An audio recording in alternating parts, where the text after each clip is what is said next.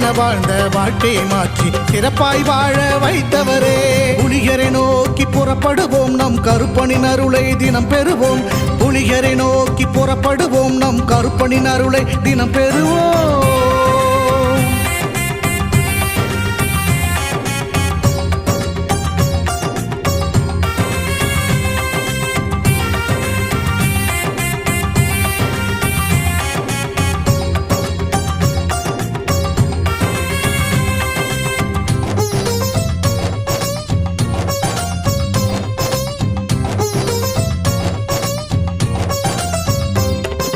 தங்கமும் வைரமுமாய் வீட்டில் தங்கிடும் என்றே ஆசியும் அவர் தந்தார்.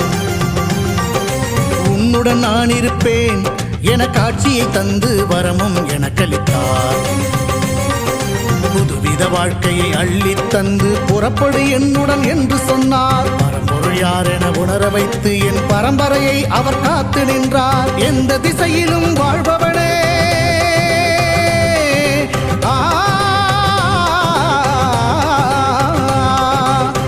திசையிலும் வாழ்பவனே, என்றும் 8 திசையையும் ஆள்பவனே.